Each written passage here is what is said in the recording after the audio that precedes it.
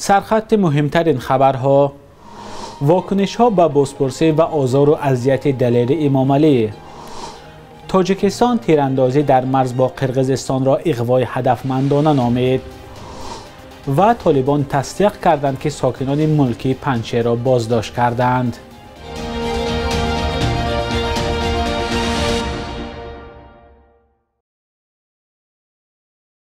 درود بیننده عزیز، خوشحالم که باز هم با خبرهای تازه در خدمت شما هستیم. هفته نوتان بخیر باشد. بازپرسی و مشت و شپاتی خوردن دلیر امامعلی بلاگر معروف تاجیک واکنش های زیاد را در شبکه‌های اجتماعی به میان آورد. دلیر امامعلی میگوید روز 4 ایان بعد ثبت برنامه قبولگاه در حکومت ناحیه شاه منصور او را برای صحبت و یا بازپرسی بردند. موضوع بازپرسی گزارش دلیر امامعلی درباره ساکنان یک منطقه ناحیه شاه منصور بوده است که خانه هایشان را به دلیل غیر قانونی ساخته شدن مقامات ویران کردند. مقامات تا حال در این باره هیچ شرحی ندادند. دلیر امامعلی هم مشخص نگفت که او را به کدام نهاد قدرتی بردند. بلاگر تنها گفت لحن گفتار یک کارمند مقامات در آغاز بازپرسی خوب بود، ولی بعداً به طرف او دست برداشته 3 شپاتی و 1 مشت زد. دلیر امامعلی روز 4 ایان گفت با طلب مقامات 2 گزارش را درباره تخریب شدن منزل ساکنان در یک از محله های ناحیه شاه منصور را پاک کرد. ناراضگی اساسی مقامات از دلیر امامعلی این بوده است که چرا او در این گزارش هایش نظر مقامات را نپرسیده است. خود بلاگر میگوید در وقت تهیه گزارش در جای حادثه تلاش کرد با نمایندگان دادستانی صحبت کند، اما آنها گفتند که اول بدون کامera صحبت میکنند. بازپرسی دلیر امامعلی و آزار و اذیت او واکنش های زیاد را در شبکه‌های اجتماعی به میان آورده است. بسیاری ها طلب دارند که افرادی که به سوی دلیر امامعلی دست برداشتند پیدا و مجازات شوند. وزارت امور خارجه تاجیکستان پس از 1 روز تیراندازی در سرحد نیروهای مرزبانی قرقیزستان را به برانگیختن مناقشه متهم کرده عملکرد سربازان کشور همسایه را اغوای از پیش برنامه ریزی شده نامیده است. مقامات قرقیزستان روز جمعه برعکس مرزبانان تاجیک را سببگار سر زدن مناقشه نامیده بودند. در بیانیه رسمی که روز 4 ایان در وبسایت وزارت نشر شد، قرقیزستان همچنین بر رعایت نکردن تعهدات دو طرف برای راه ندادن به مناقشه و به اعتنای به سازش‌ها برای استفاده نکردن اسلحه در مرز متهم شده است. روز 3 ایان در مرز تاجیکستان و قرقیزستان بین سرحدبانان تاجیک و قرقیز تیراندازی صورت گرفت و به گفته مقامات بیشکک 2 سرحدبان آن کشور زخمی شدند.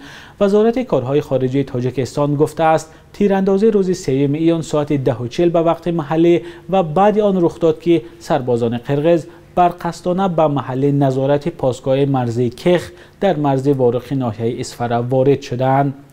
در بیانیه‌های گوناگون خدمات مرزبانی قرقیزستان که رسانه‌های این کشور روز 3 ایان نشر کردند، برعکس مرزبانان تاجیک به ورود غیرقانونی به قلمرو قرقیزستان متهم شدند. 12 سال پیش در ناحیه فرخار باغ ملی بنیاد کردند، اما اکثر آن درختان خشک شد و مقامات امسال برای دیگر در آن مکان درخت شناندند. رئیس ناحیه فرخار مقامات پیشین ناحیه را در این حال گناهکار می‌کند. محمود جان رحمتزاده گزارش می‌دهد. این درخت سیب نشانه از 10,000 درخت 12 ساله باغ ملی فرخار است. اکنون جای 10,000 درختان 12 ساله را نهال‌های چند ماهه گرفته است. با دستور رئیس تازه تعیین فرخار همه این نهالان 12 ساله بریده شده است. رئیس فرخار در نیست شدن درختان 12 ساله حکومت را گناهکار می‌داند.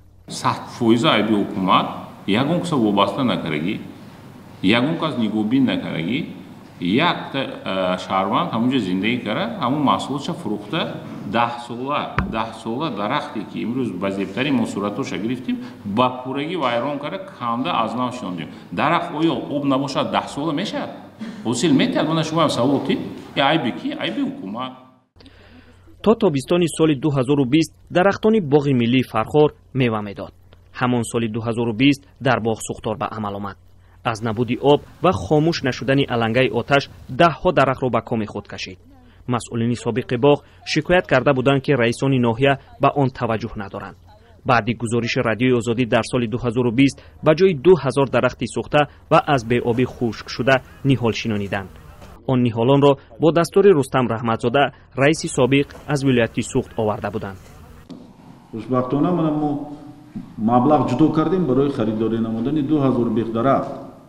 имрӯз то пагоҳ дарахтҳо дастрас мешавад. ҳамон мавзӯе ки шумо гирифта будед бардошта будед, мо ҳашари метавонед бед иштирок кунед.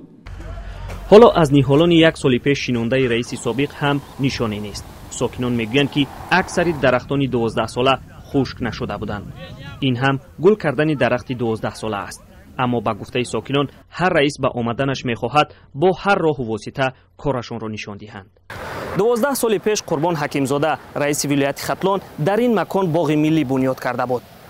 дар ин 12 сол аз он боғи миллӣ дигар нишоне намондааст. ҳоло ҷои он дарахтоне ки 12 соли пеш шинонда шуда буданд дарахтони нав гирифтааст. акнун раиси Фархор иқрор мешавад ки барои нест кардану дубора ба маблағи буҷет барқарор кардани боғ онҳо гунаҳкоранд. гуноҳе ки ҳар раис намехоҳад онро ба гардан гирад. айби мо ҳаст ки мо имрӯз қурбонӣ накардем, аз нав мо барқарор кардем, музди як одама вобаста кардем, музди маошу вайша гуфтугузор кардем, нигоҳ мекунем. масоҳати боғи миллии ноҳияи Фархор 20 гектарро ташкил медиҳад. дар ин 20 гектар то чанд моҳи пеш 10,000 дарахти мевадиҳанда буд. то 3 соли пеш меваҳои ин боғ дар намоиш ва иду чорабиниҳо истифода мешуданд. аммо дигар аз он дарахтони 12 сола нишоне нест. акнун барои истифодаи меваҳои ин боғ дар чорабиниҳо бояд чанд соли дигарро интизор шуд. маҳмудҷон Раҳматзода, Озодӣ, Фархор. намояндагон ҳукумати Толибон дар Панҷшер тасдиқ карданд ки даҳҳо афроди мулкӣ боздошт шуданд. сухангӯи волии Панҷшер ки аз сӯи Толибон таъин шудааст ба Тулуниёз гуфт 30-40 афроди мулкӣ боздошт шуданд. сухангӯи волии Панҷшер гуфтааст ин афрод баъди баррасӣ озод хоҳанд шуд. пештар намояндагони ҷабҳаи муқовимати миллии Афғонистон гуфтанд Толибон даҳҳо афроди мулкиро дар Панҷшер дастгир карданд. дар ҳамин ҳол як масъули ҷабҳаи муқовимати миллӣ дар Афғонистон мегӯяд нерӯҳои Толибон 3 намояндаи онҳоро дар Панҷшер сар буриданд. вазорати корҳои дохилии Толибон инро рад кард. сибғатулло аҳмадӣ сухангӯи ҷабҳаи муқовимати миллӣ рӯзи 5 июн дар саҳифааш дар Твиттер иддао кард ки ҷасади ҷавононро мардуми маҳал ва бе ҳузури наздикону бастагонашон дафн карданд. аҳмадӣ ин гуна бархурди Толибонро бо асирони ҷангӣ хилофи меъёрҳои башарӣ ва усули ҷанг донест. вазорати корҳои дохилии ҳукумати Толибон мегӯяд чунин коре аз сӯи афроди Толибон дар Панҷшер нашудааст. бахши як рӯзи таърихро ҳамкорам Хиромон Бақозода тақдиматон мекунад ки муҳимтарин таҳаввулоти таърихӣ дар рӯзи 6 июнро фаро мегирад.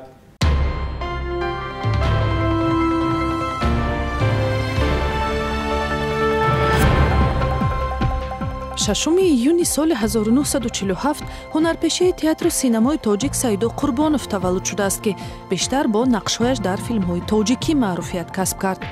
хатмкардаи факултаи коргардонии донишкадаи кинематографияи Иттиҳоди Шӯравӣ давоми 10 солаҳо дар Тоҷикистон ва баъди пошхӯрии Иттиҳоди Шӯравӣ дар театри драмавии ба номи Пушкини шаҳри Магнитогорски, Русия ба ҳайси актёр ва режиссёр кор кардааст.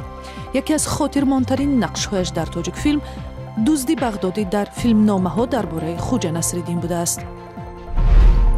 6 июни соли 2014 вазорати фарҳанги Тоҷикистон гуфт аз ин ба баъд сафарҳои ҳунарии ҳунармандони тоҷикро ба хориҷа таҳти назорат мегирад. барои ин кор шӯрои бадеӣ дар назди вазорат вазифадор шуд ки ҳама гуна нақшаву барномаҳои ҳунарии овозхонҳову кормандони театрро назорат карда ҳаққи пешгирӣ аз сафарҳои онҳоро ҳам дошта бошад. ин қарори вазоратро чун маҳдуд кардани озодиҳои эҷодии ҳунармандон интиқод карданд. 6 июни соли 2019 дар 67-солагӣ як ходими маъруфи ҳукумати Тоҷикистон ва журналист Султон Ҳамад даргузашт. ӯ солҳои 1990 ҳамроҳ бо ҳазорҳо паноҳандаҳои дигари тоҷик дар урдугоҳҳои тоҷикон дар Афғонистон зиста баъдан дар ҳайати комиссиони оштии миллӣ ба ҳайси сухангӯ хидмат кардааст. яке аз коршиносони хуби масоили ҷангу сулҳи тоҷикон ва вазъ дар Афғонистон буд. яке аз корҳои мондагораш ҷамъоварии осори овозхони маъруфи афғон Аҳмад Зоҳир буд ки барои шинохти беҳтари ин ҳунарманд дар миёни ҳаводорони тоҷикаш мусоидат кардааст. قرب روبل روسیه و هم دلار آمریکایی در تاجیکستان نظر به آخر هفته گذشته بی تغییر است. صبح 6 ایون در بانک‌های تجارتی تاجیکستان 1000 روبل روسی از 165 تا 175 سومانی برابر است. 100 دلار آمریکایی باشد به 1120 سومانی عوض کرده می شود. قرب رسمی بانک ملی تاجیکستان برای امروز 6 ایون چنین تعیین شده است.